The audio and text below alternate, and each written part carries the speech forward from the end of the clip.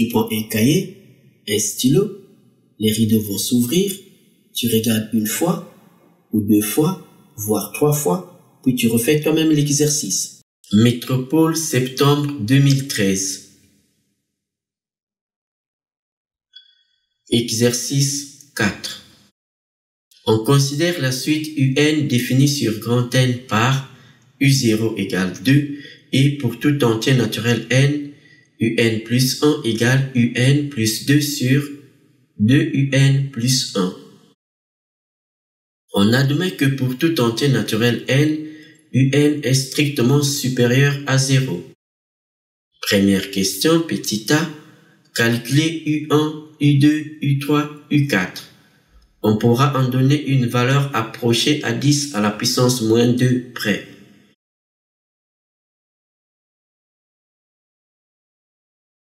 Nous avons donc la suite UN, définie sur grand N par son premier terme U0 égale 2, et pour tout entier naturel N, on a la relation UN plus 1 égale UN plus 2 sur 2 UN plus 1. Alors, on admet que pour tout entier naturel N, UN est strictement supérieur à 0. Première question, petit a, calculer U1, U2, U3 et U4. Alors, nous avons notre suite qui est définie par la relation UN plus 1 égale UN plus 2 sur 2 UN plus 1. Alors, pour avoir U1, il suffit de remplacer N par 0. Nous obtenons donc, pour N égale 0, on a U1 égale U0 plus 2 sur 2 U0 plus 1.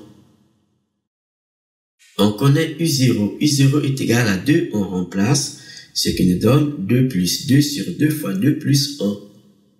Au numérateur, nous obtenons 4 et au dénominateur, 5. 4 sur 5 est égal à 0,8. Pour avoir U2, il suffit de remplacer N par 1. Donc pour N égale 1, ici on obtient U1 plus 1, c'est-à-dire U2. On a donc pour N égale 1, on a U2 égale U1 plus 2 sur 2 U1 plus 1. On sait que U1 est égal à 4 sur 5, on remplace. Nous obtenons donc 4 sur 5 plus 2 sur 2 fois 4 sur 5 plus 1. Ce qui nous donne au numérateur, on met au même dénominateur. Au dénominateur aussi, on va mettre au même dénominateur. Nous obtenons donc 4 plus 2 fois 5 sur 5, soit 14 sur 5 au numérateur. Et au dénominateur, nous avons donc 2 fois 4, c'est 8. Donc ici, nous avons 8 sur 5 plus 1.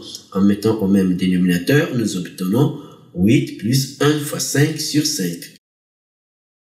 Ce qui nous donne donc, on a divisé une fraction par une fraction, c'est multiplier la première fraction par l'inverse de la seconde.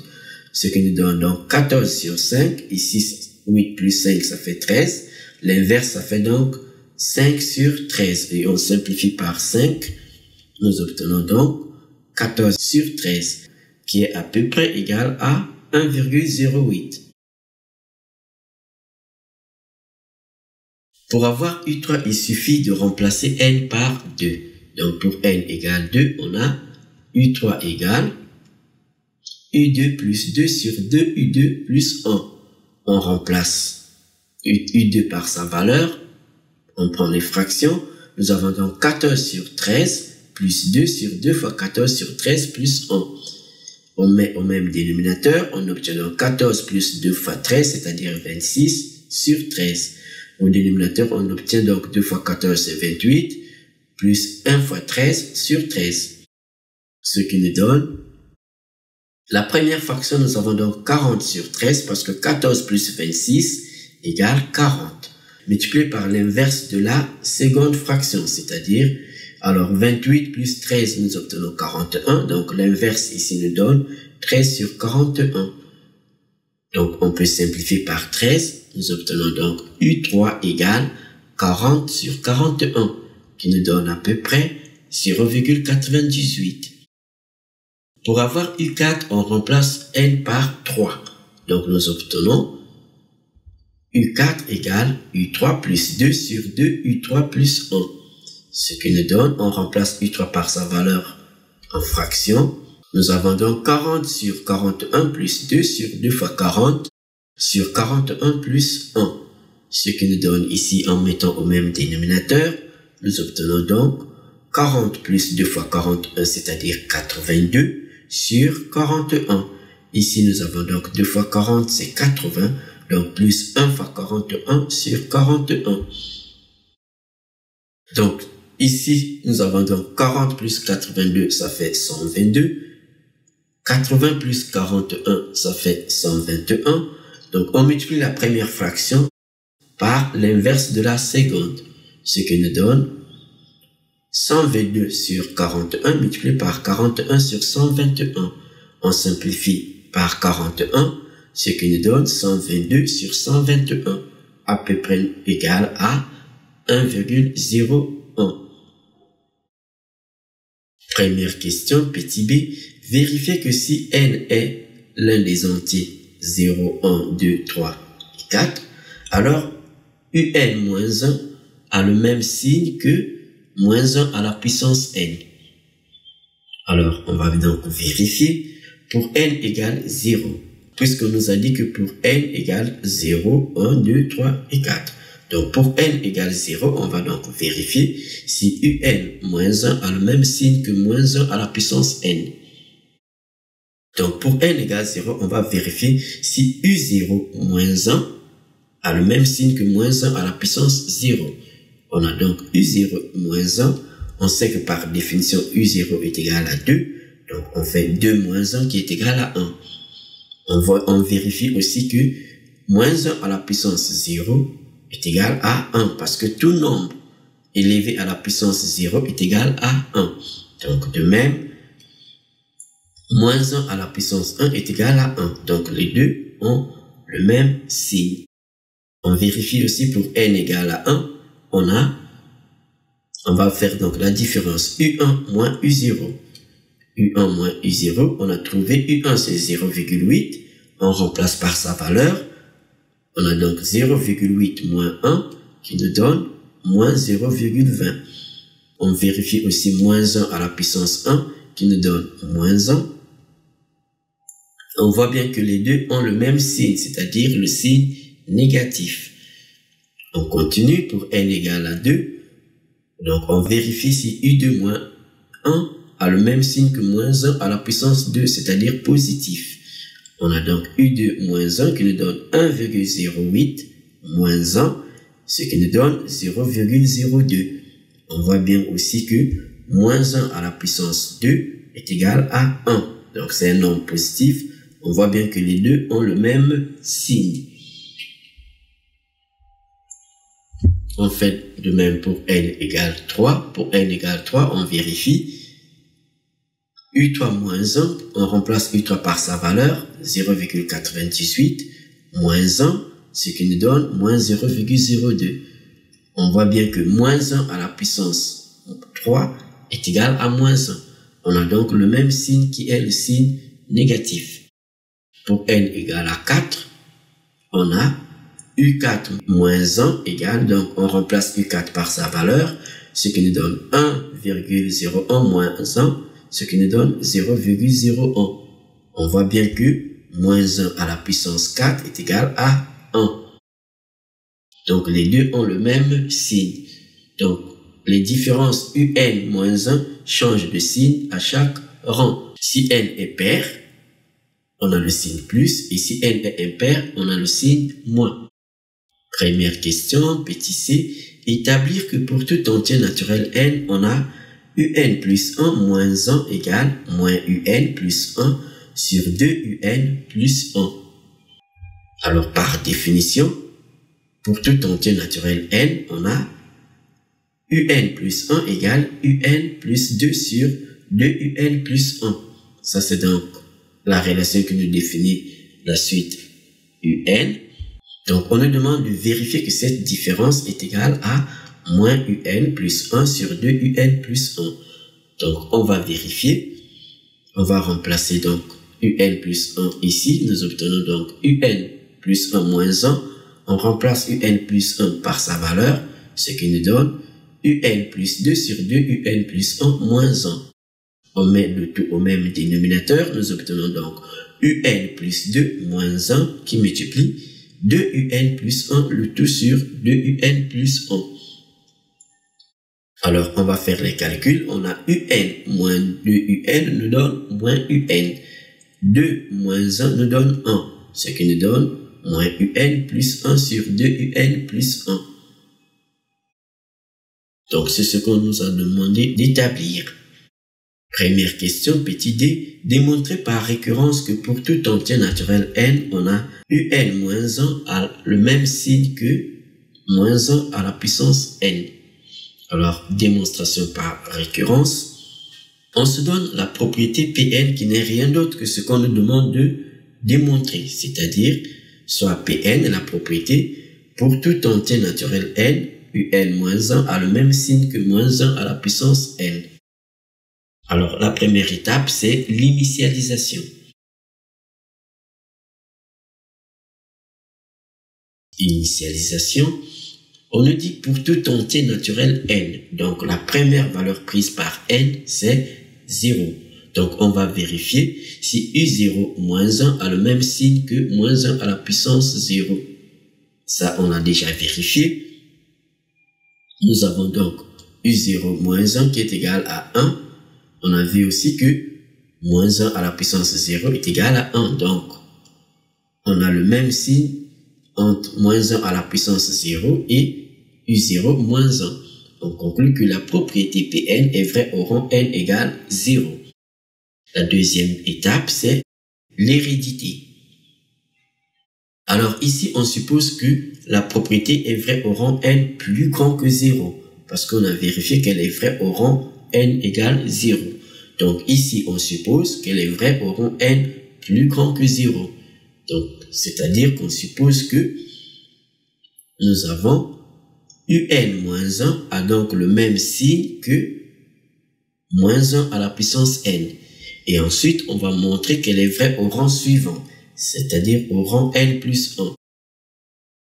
Donc, on va montrer que un plus 1 moins 1 a le même signe que moins 1 à la puissance n plus 1.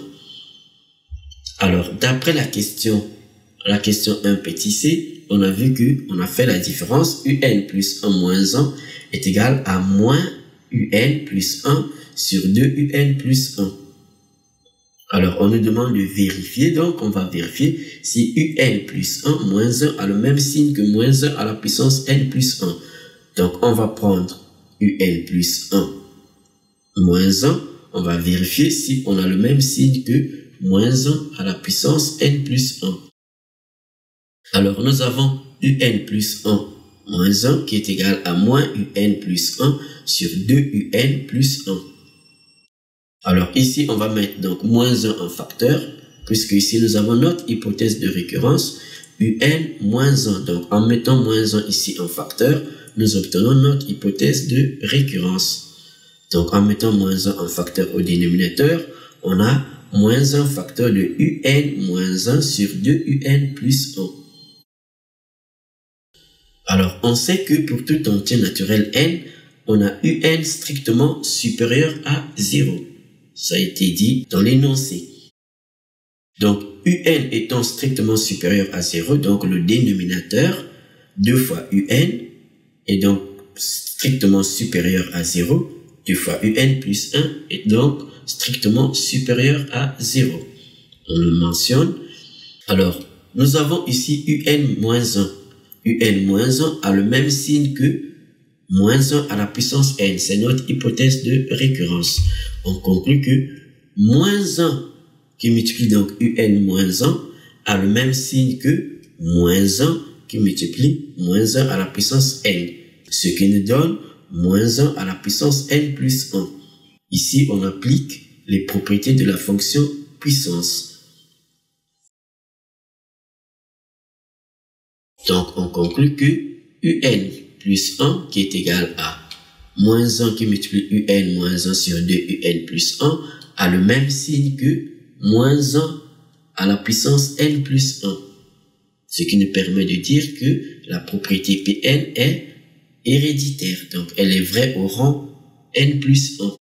En conclusion, la propriété Pn est vraie au rang 0, elle est héréditaire, donc pour tout entier naturel n, un moins 1 a le même signe que moins 1 à la puissance n.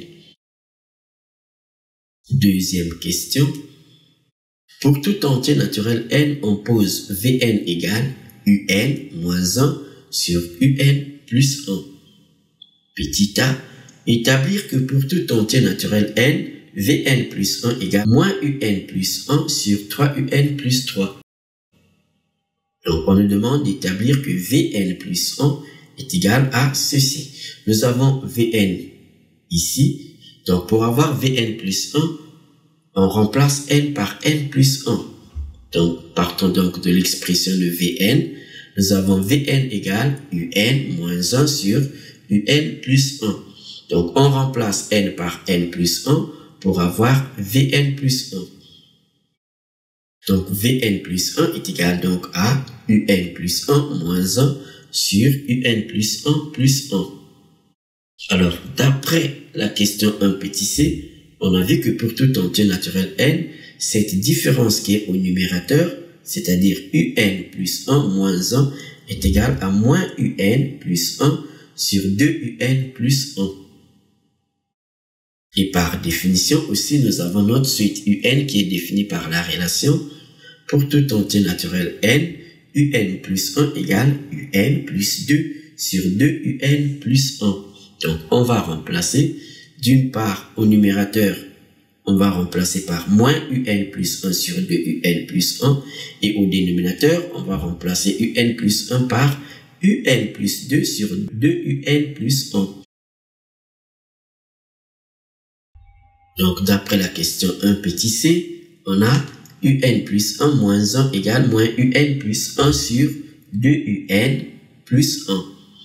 Et par définition aussi, nous avons notre suite qui est définie par la relation un plus 1 égale un plus 2 sur 2un plus 1. Alors, on va calculer donc le terme du dénominateur. Pour notre Vn plus 1, on a donc un plus 1 qui est égal à un plus 2 sur 2un plus 1, le tout plus 1. On met le tout au même dénominateur, nous obtenons donc un plus 2 plus 1 fois 2un plus 1, le tout sur 2un plus 1. Et ici, on fait donc les calculs, nous obtenons donc un plus 2un, ce qui nous donne 3un, 2 plus 1 nous donne 3. Donc, on a 3un plus 3 sur 2un plus 1. Alors, on peut donc calculer notre Vn plus 1. Nous avons donc Vn plus 1 égale un plus 1 moins 1 sur un plus 1 plus 1.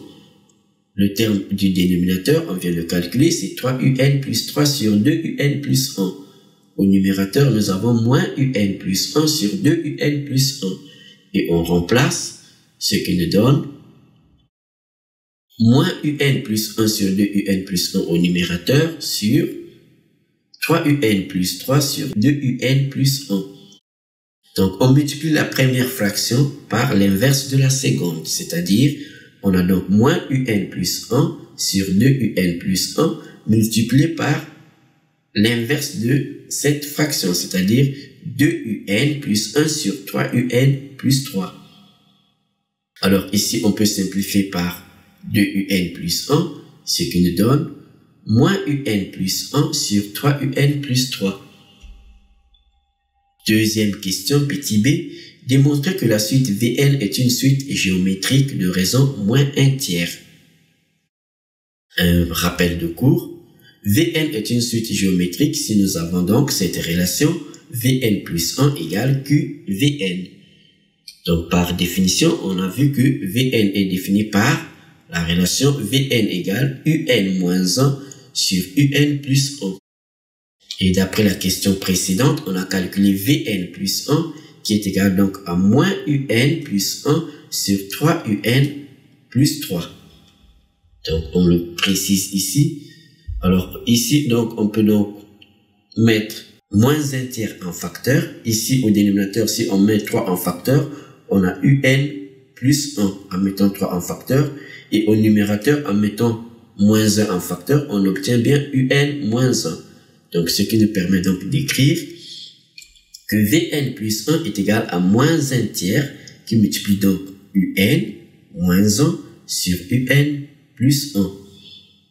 Ici, nous avons donc un moins 1 sur un plus 1 qui n'est rien d'autre que Vn. Donc, ceci nous donne moins un tiers fois Vn. Donc, on conclut que la suite Vn est une suite géométrique de raison moins un tiers et donc le premier terme V0 qui est égal donc à U0 moins 1 sur U0 plus 1. Donc, on remplace n par 0 dans la définition de notre suite Vn. Donc, on a V0 qui est égal à U0 moins 1 sur U0 plus 1. On sait que par définition, U0 est égal à 2. Donc, on remplace ce qui nous donne V0 égale 2 moins 1 sur 2 plus 1, ce qui nous donne un tiers. Ensuite, on nous demande d'en déduire l'expression de Vn en fonction de n. Alors, on vient de voir que Vn est une suite géométrique. Un rappel de cours. Terme général d'une suite géométrique. Vn est une suite géométrique de raison Q et le premier terme V0. Le terme général s'écrit Vn égale Q à la puissance n qui multiplie V0. Donc, on sait pour notre suite que Q égale moins 1 tiers et V0 égale 1 tiers. Ce qui nous donne donc Vn égale, on remplace, ça fait moins 1 tiers à la puissance n multiplié par 1 tiers. Donc, on peut mettre 1 tiers devant. Ou comme on peut mettre moins 1 aussi à la puissance n pour multiplier 1 tiers et 1 tiers à la puissance n. Nous obtenons donc 1 tiers multiplié par moins 1 à la puissance n multiplié par 1 tiers à la puissance n. Parce que moins 1 tiers à la puissance n, c'est moins 1 fois 1 tiers le tout à la puissance n. Ce qui nous donne donc moins 1 à la puissance n multiplié par 1 tiers à la puissance n. Ici, nous avons donc moins 1 à la puissance n multiplié par 1 tiers à la puissance n plus 1. Ici, on peut augmenter la puissance en multipliant par moins 1 fois moins 1. Or, moins 1 fois moins 1 est égal à plus 1. Donc, c'est comme si on n'a rien fait. Donc, en utilisant cette astuce, nous obtenons donc moins 1 fois moins 1. Et ici, donc, on aura donc moins 1 à la puissance n plus 1 et il nous restera un moins. Donc, ici, nous avons moins facteur de moins 1 à la puissance n plus 1 à cause de ce moins multiplié par 1 tiers à la puissance n plus 1, soit moins facteur de moins 1 tiers à la puissance n plus 1. Deuxième question, petit c, on admet que pour tout entier naturel n, nous avons un égale 1 plus Vn sur 1 moins Vn. On admet. La question, on nous demande d'exprimer un en fonction de n et déterminer sa limite. Donc, on admet que pour tout entier naturel n, un égale 1 plus Vn sur 1 moins Vn. On nous demande d'exprimer un en fonction de n et de déterminer sa limite. Alors, d'après la question de petit b, nous avons donc Vn est égal à moins facteur de moins 1 tiers à la puissance n plus 1. Alors, on va remplacer Vn par sa valeur ici. Et nous obtenons donc un égale 1 plus Vn, c'est-à-dire 1 moins 1 tiers à la puissance n plus 1 sur 1 moins Vn, c'est-à-dire 1 moins, avec ce moins, ça va faire donc plus, et on obtient 1 plus moins 1 tiers à la puissance n plus 1. Alors, on nous demande de calculer la limite. On va donc en déduire, calculer cette limite. On a donc la limite quand n tend vers plus l'infini de un, c'est égal à la limite de ceci. Donc, ce qui nous donne la limite quand n tend vers plus l'infini de 1 moins 1 tiers à la puissance n plus 1 sur 1 plus moins 1 tiers à la puissance n plus 1. Alors, on sait que moins 1 tiers est compris entre moins 1 et 1. Donc, notre raison, c'est moins 1 tiers. On voit bien que la raison est comprise entre moins 1 et 1. Cela montre que la limite, quand n tend vers plus l'infini, de moins 1 tiers à la puissance n plus 1 est égale à 0. Donc, quand n va tendre vers plus l'infini, cette limite va tendre vers 0. Cela montre que, donc, en remplaçant ici, nous obtenons donc la limite quand n tend vers plus l'infini de un est égale donc à 1 moins 0 sur 1 plus 0. Soit 1 sur 1 qui nous donne 1. On conclut que la suite un est une suite qui est convergente, qui converge vers 1. Merci Quimpermat. N'oublie pas de t'abonner à notre chaîne et de faire un like.